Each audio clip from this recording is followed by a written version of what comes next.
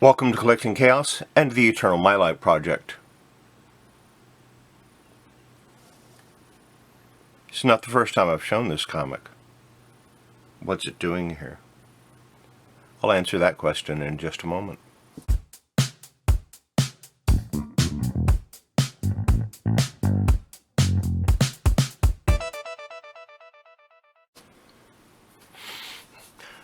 So why is this show being shown if I've already shown it before? Well, this is kind of a special episode of the Eternal Mylite Project.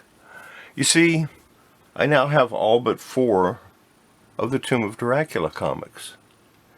And those 4 get a little pricey, so I figured, I'd go ahead and show what I have, since I don't plan on buying the other 4 anytime soon. Unless I get a really good deal on them. So we'll go ahead and get started on that. This is number 1, obviously. I've had this for a long time. There's a few comics in here that I got recently. The majority of the comics that I will be showing today, I've had for well over 20 years. Like I said, there's a few of them that I just recently picked up. Most of these are not yet in Mylar. I'm suffering from a shortage of Mylars. They'll eventually get in there. We'll see about ordering some in the new year. Now, in case you're wondering why I'm pausing from showing you the next comic, it's because I don't have the next one. I'm missing number 2. I could pick one up in mid-grade for maybe under $80, but I'm not ready to do that. So let's go on to the one after that. Here's number 3. It's not in high grade, it's low grade copy, but you know, it is a number 3. I prefer mid to high grade on these, but you know, it's a good filler. And like I said, Tomb of Dracula is getting a little expensive. Here's number 4. Got a little tape pull up here and a little problem there.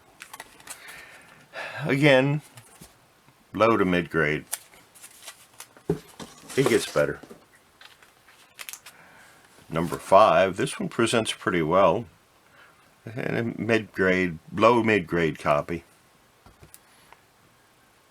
But a lot of these I bought out of quarter boxes in 10-cent boxes back in the early 90s. So what do you expect? You know.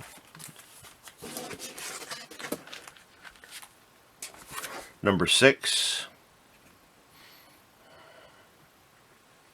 There be things that even a vampire fears. The Monster of the Moors. I haven't had my coffee yet, by the way, which could explain why my throat's a little scratchy. Not too bad, though. Tomb of Dracula number 7.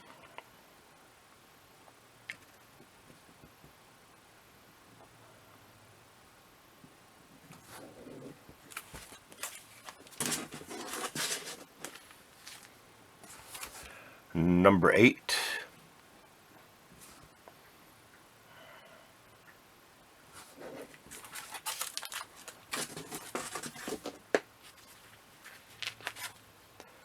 Number 9.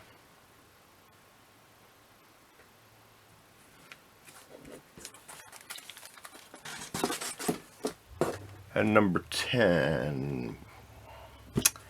Yeah. I used to have a copy of number 10. I bought it for $3.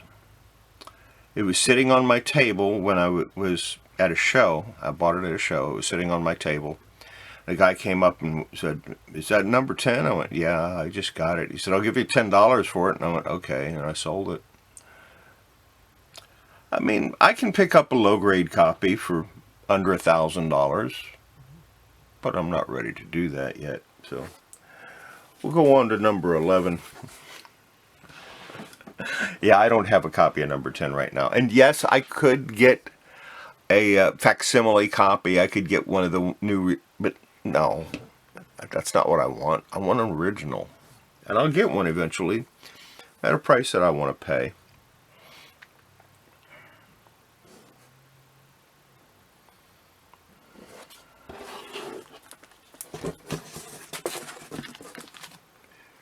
Copy of number 12.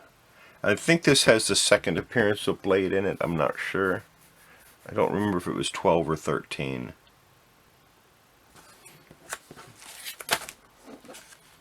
Let's take a look.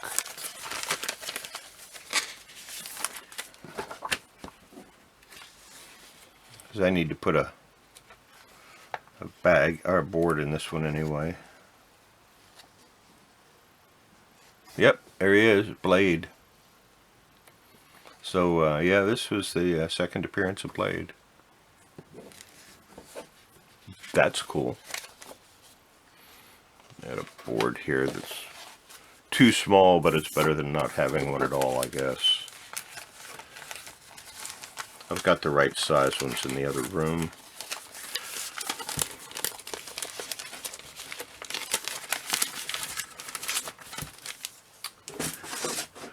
Then we come to my next one that I'm missing, number 13, and you know, again, I can pick up a low-grade copy of number 13 for under $100, but I don't want to do that right now. Some people say number 13 is the second appearance of Blade, but I just showed it to you in number 12, so I don't know what they're talking about. Maybe it's just maybe it's cover appearance, maybe second cover appearance. I don't know. Here's number 14.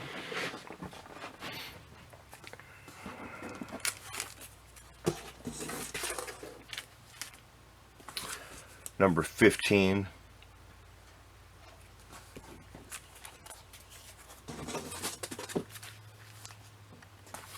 Number 16.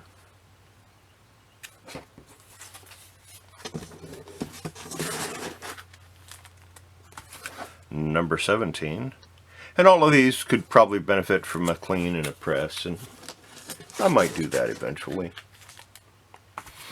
Number 18, but I am so far behind on cleaning and pressing it isn't funny.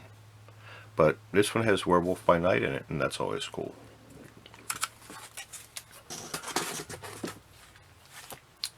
Here's number 19.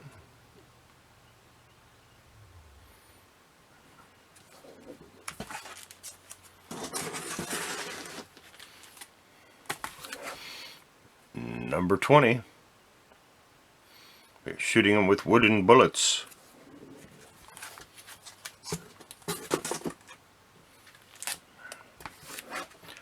'21. Vampire battles vampire in a sinister duel of the unliving.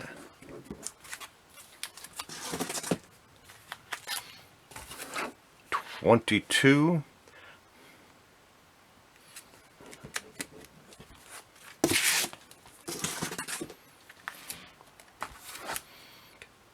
'23.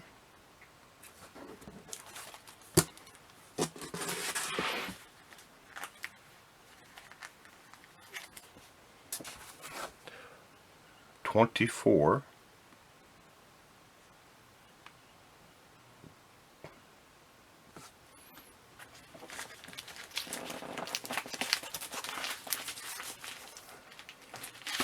And here's a True Believers copy of 24.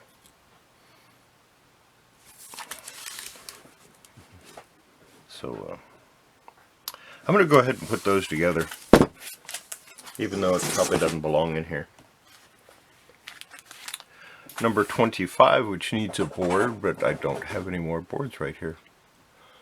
I do, but I don't feel like reaching for them.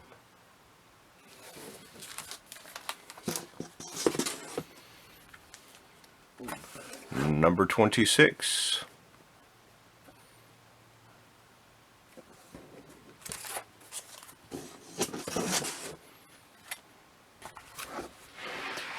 '27.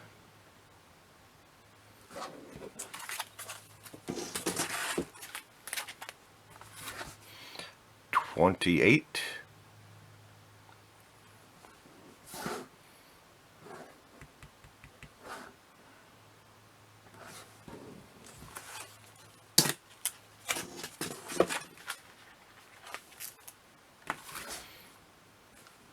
29.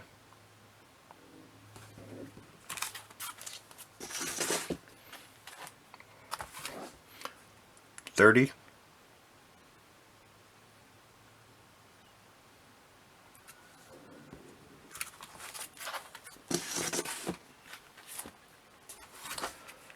31.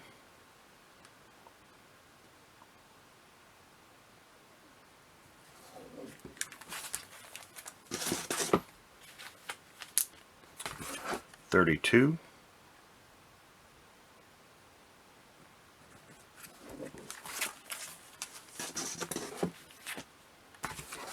33.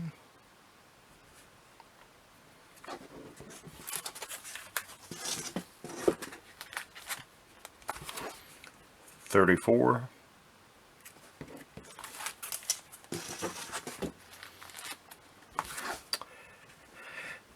And number 35. Now this white up here is an old sticker that was on the plastic. It is not on the comic itself, so that's a good thing. And I think I'm going to take a very short break since we're halfway through. I'm going to go get me a cup of coffee and drink a little couple sips of it, and then we'll continue on. Well, I had a sip of coffee and Delco started hollering for me to go back to work, so I guess I need to go back to work. So here we go with number 36.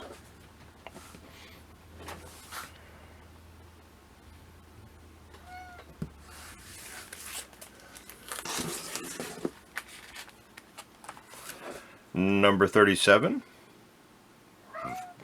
I'm working, okay? Leave me alone.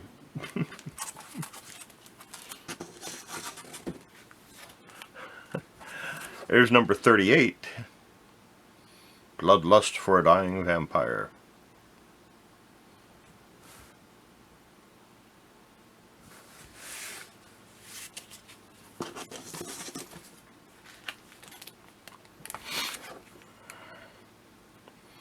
Number 39. This is it, the final death of Dracula. It is time, my slaves, slay the vampire.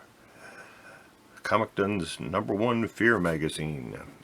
And it was. It sold really well at that point.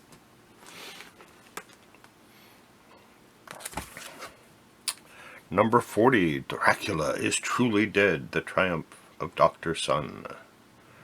And he's left to face his greatest foe alone.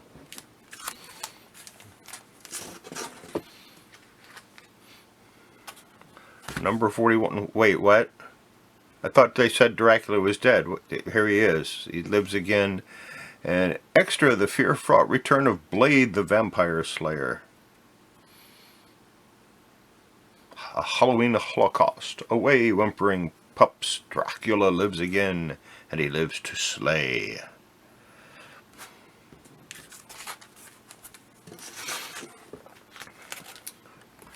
Number 42. Blade on the cover. Blade and Dracula to the death against Dr. Sun. I guess Blade decided to team up with him this time, huh? Number 43, a New Year's Nightmare. I like that cover. It's pretty cool. Of course I like that cover. It's a Bernie Wrightson cover. What's not to like when Bernie Wrightson does a cover? Number 44. Blade meets the most unexpected guest star of all. I guess they're talking about Doctor Strange.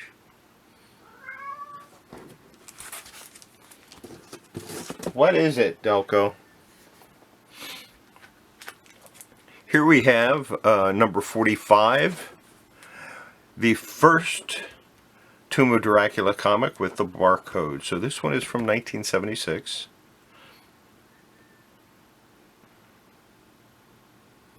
Interesting thing.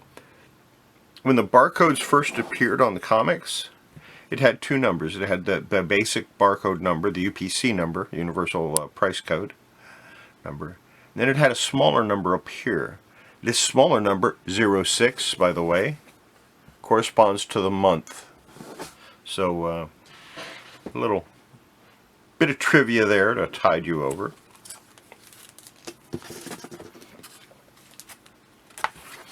Number 46, and of course the little number is 7, and this is July.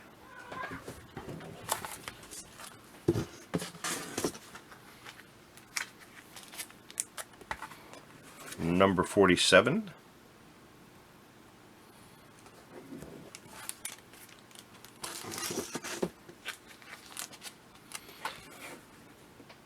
Number 48, and this is something of a low-grade copy here.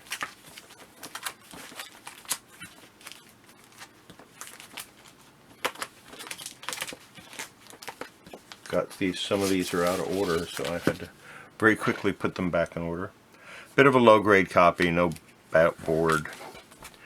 I'll probably replace this one at some point. Maybe, maybe not. Number 49, this is a really nice copy. Robin Hood, Frankenstein, D'Artagnan, and other great shock stars. Do not reveal the surprise ending, or there shall come death. What was that Sylvanus Windrunner said? In the end, death comes to us all.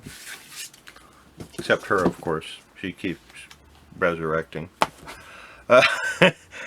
Tomb of Dracula, number 50, the Lord of the Vampires against the power cosmic of the Silver Surfer.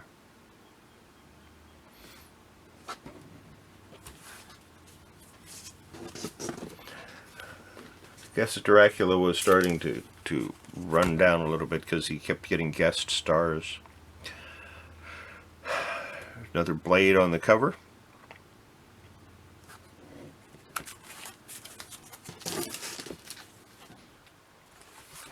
Number 52. It's him, the one man I cannot stop. Who is the demon Dracula fears?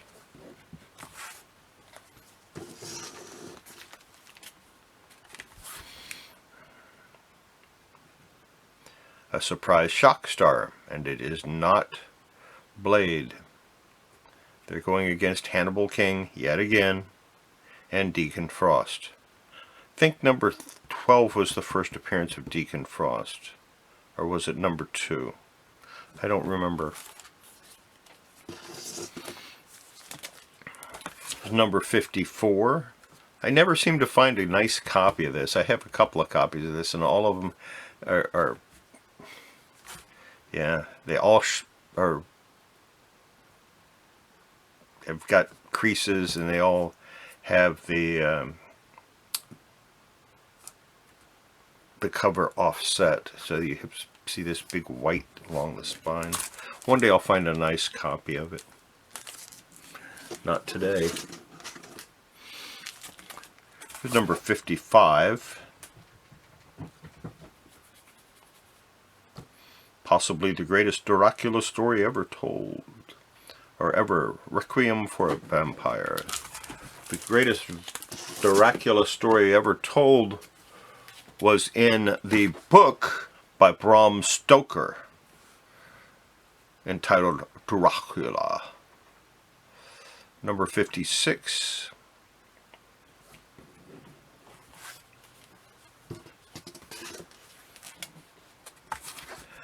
Number 57.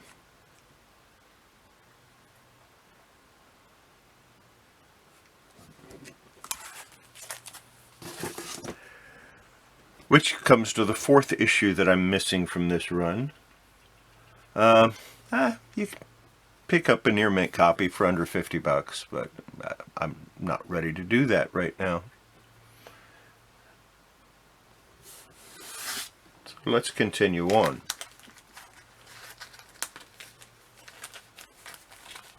With number 59.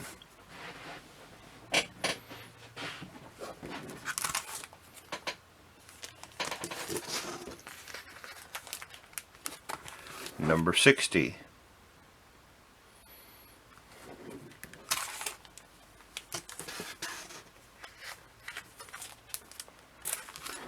Number 70. No, number 61. Number 70 was the last issue. Almost there. Here's number 62.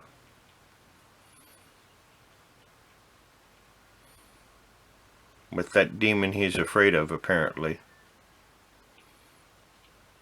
You may be my father, but I will still destroy you. Father against son, but can either survive what lurks beneath Satan's hill.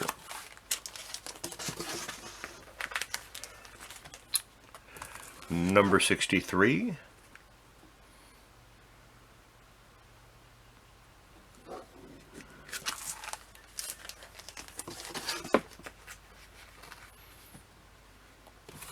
Number 64.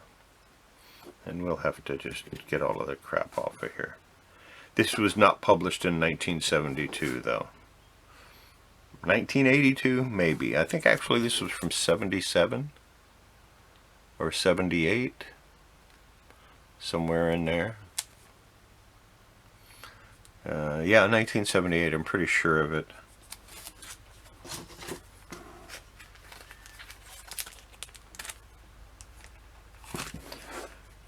Here's number 65.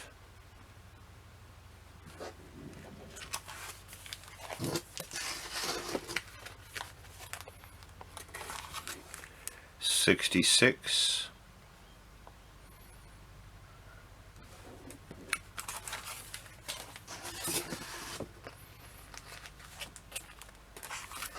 '67. At long last, Lilith, the daughter of Dracula. His family grows. Of course, his daughter of Dracula appeared a long time before Janus, his son, did. Here's number 68.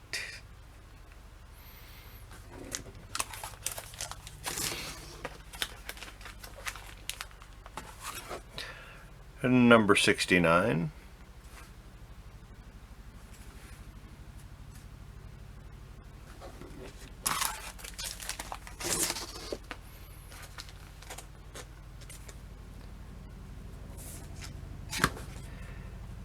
And it's number 70. The first one that I have that has the barcode through it. This is a direct market copy. Although people will argue with me about that forever, it's definitely a direct market copy. So, and this was square bound.